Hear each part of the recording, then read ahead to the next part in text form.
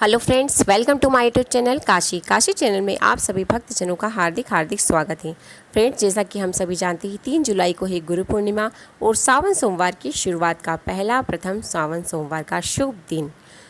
3 जुलाई गुरु पूर्णिमा के बहुत ही विशेष उपाय हैं जिसमें आप अपनी पूर्ण लक्ष्मी की प्राप्ति की इच्छा को पूर्ण कर सकते हैं या अपनी विशेष कामना की पूर्ति के लिए भी उपाय कर सकते हैं। अब मैं आपको बताती हूँ गुरुजी ने अपनी कथा में कौन से 2 उपाय बताए हैं जिनको करने से आपको इन चीज़ों की प्राप्ति हो सकती है।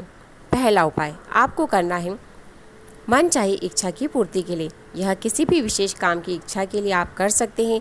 याद रखिए, हम कोई भी उपाय करते हैं अगर अपने हित में मांगते हैं तो भगवान जी हमें अवश्य ही देते हैं। किसी के बुरा करने के लिए हम कभी भी कोई उपाय ना करें तो हमें सफलता कैसे मिलेगी।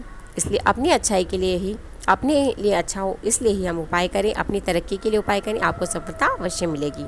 आप गुरु पूर्णिमा के दिन का एक विशेष उपाय है अपनी मन की इच्छा पूर्ति के लिए।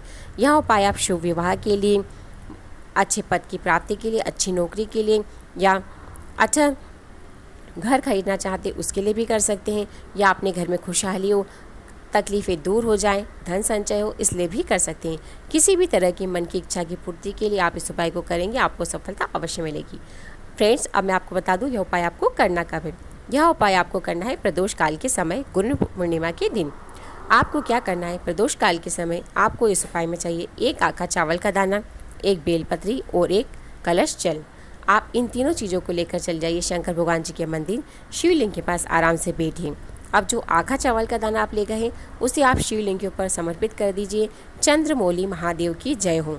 और जो बेलपत्री ले गए हैं, याद रखिए जब आप उसे समर्पित करें तो डंडी का भाग अपनी ओर होना चाहिए, उसे भी आप समर्पित कर दीजिए। जब आप बेलपत्री समर्पित करें तो अपनी कामना बोल दीजिए और फिर समर्पित करिए। आप जो 1 कलश जल ले गए हैं आप धीरे धीरे भोलेनाथ जी को जल समर्पित कर दीजिए। श्री शिवाय नमस्तुभ्यम मंत्र का जाप कर सकते हैं। चंद्रमौली महादेव का नाम आप अवश्य लीजिए क्योंकि यह उपाय चंद्रमौली महादेव के नाम से ही आपको करना है। आप अपनी कामना बोल दीजिए। आप संपूर्ण जल आप शिवलिंग पर समर्पित कर दीजिए। जब आप जल समर्पित कर दें तो आप क्या करें, उस जल को झील के ना लाएं बल्कि थोड़ा सा अपनी दोनों आंखों पर लगा दीजिए। अपनी कामना बोलकर बस आप आ जाइए। आप यकीनन इस उपाय को पूर्णिमा के दिन करेंगे तो इस पूर्णिमा को करेंगे, अगली जब पूर्णिमा आएगी आपका वह कार्य पूर्ण रूप से सिद्ध हो जाएगा। आप जिस भी इच्छा के लिए इस उपाय को करेंगे आपका वह कार्य में सफलता अवश्य ही मिलेगी। अब पूर्णिमा तिथि के दिन का दूसरा उपाय है पूर्ण लक्ष्मी प्राप्ति का उपाय। यह उपाय है गुरु पूर्णिमा में प्रदोष काल के समय आपको इस उपाय को करना है। आपको इस उपाय में चाहिए 1 सफ़ेद फूल और 1 कलश जल। आप इन दोनों ही चीज़ों को लेकर चले जाइए शंकर भगवान जी के मंदिर। अब आप पूर्ण लक्ष्मी की प्राप्ति के लिए आप क्या करें, सर्वप्रथम जो फूल है, याद रखिए इस उपाय में सिर्फ सफ़ेद फूल का ही प्रयोग करें।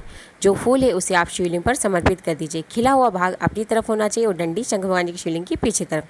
अब जो जल ले गए हैं उसे आप धीरे धीरे समर्पित कर दीजिए। श्री शिवाय नमस्तुभ्यम बोलकर या ओम नमः शिवाय मंत्र बोलकर आप इस जल को समर्पित कर दीजिए। और संपूर्ण जल जब समर्पित हो जाए तो उस जल को अपनी आंखों में लगा दीजिए। अपनी कामना बोल दीजिए कि हे महादेव, मुझे पूर्ण लक्ष्मी की प्राप्ति का आशीर्वाद दीजिए ताकि मेरे घर में कभी भी धन संपदा वैभव की कमी ना हो। आपकी और 33 कोटि देवताओं की कृपा मुझ पर बरसे। आपको इतना सा उपाय करना है और आपके घर में पूर्ण लक्ष्मी की प्राप्ति का यह उपाय आपका सफल हो जाएगा। आपकी दिक्कतों का समाधान हो जाएगा और आपके घर में सुख, समृद्धि और ऐश्वर्य की बरसात होने लगेगी। अब है गुरु पूर्णिमा के दिन का तीसरा उपाय। यह उपाय भी आप अपनी मन की किसी भी इच्छा के लिए कर सकते हैं। यह उपाय भी आपको करना है प्रदोष काल के समय। आपकी कोई सी भी इच्छा आप उस उपाय के लिए इस उपाय को कर सकते हैं। इस उपाय में आपको चाहिए 1 कलश जल, 5 अच्छी बेलपत्री और 1 कमलगट्टा। बेलपत्री और कमलगट्टा उस कलश वाले जल में आप डाल दीजिए और शंकर भगवान जी के मंदिर चले जाइए। याद रखिए जब आप जाएं तो अपने घर से ही सामग्री आप डालकर ले जाना है। परिंदे से जल लीजिए और बेलपत्री 5 और 1 कमलगट्टा उसमें डालकर ले जाइए। श्री शिवाय नमस्तुभ्यम मंत्र का जाप करते हुए आप चले जाइए शंकर भगवान जी के मंदिर। अब वहाँ पर आप शिवलिंग के पास बैठ जाइए।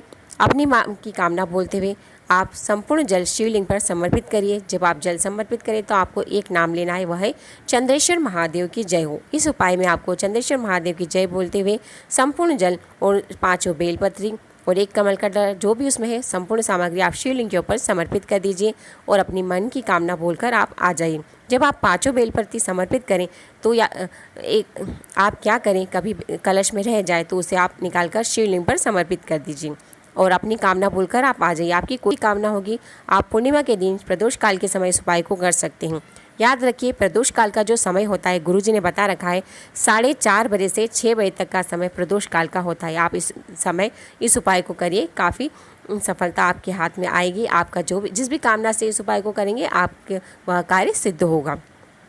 अब है चौथा उपाय। मान लीजिए आपके घर में बच्चे को पढ़ने में मन नहीं लगता है, तो आप क्या करें, इस दिन पूर्णिमा के दिन रात्रि के समय 10:15 पे या 11 बजे तक आप क्या करें, उस समय आप अपने बच्चों को ले जाइए चंद्र दर्शन कराने। और आपको इस उपाय में चाहिए एक रुद्राक्ष। आपके पास जो भी रुद्राक्ष, आप उस रुद्राक्ष को लेकर आप चले जाइए चंद्र दर्शन के लिए। जो बच्चे का पढ़ाई में मन नहीं लगता है उस बच्चे को आप रुद्राक्ष के बीच में जो छेद होता है उससे आप चंद्र दर्शन कराइए। 3-4 मिनट तक एकाग्रता से बच्चे को कहिए कि आप सिर्फ चंद्र दर्शन करिए।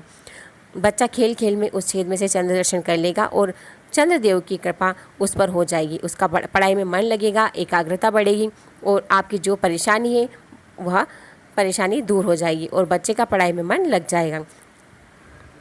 अब है 5वां उपाय। 3 जुलाई को जिस तरह से गुरु पूर्णिमा है उसी दिन से सावन सोमवार का स्टार्ट भी है। सोमवार में सावन का जो महत्व है ये हम सभी जानते हैं। भोलेनाथ जी को हम 1 लोटा जल समर्पित करते हैं और भोलेनाथ जी खुश हो जाते हैं।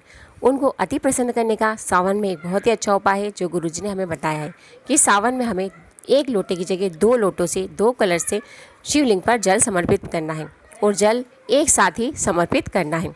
दोनों की धार दोनों हाथों में आप 1-1 कलश ले लीजिए और शिवलिंग पर धीरे धीरे जल समर्पित करिए। श्री शिवाय नमस्तुभ्यम, ओम नमः शिवाय बोलते हुए आप पूरे सावन शुरू करिए और आखिरी सावन तक इस उपाय को करिए। आप निश्चित ही जिस भी कामना से करेंगे आपकी वह कामना पूरी हो जाएगी। और अगर आप कोई कामना और विनती नहीं भी करेंगे तो भोलेनाथ जी अति प्रसन्न होकर आपका वो काम अवश्य बना देंगे जो आपके लिए लाभप्रद रहेगा।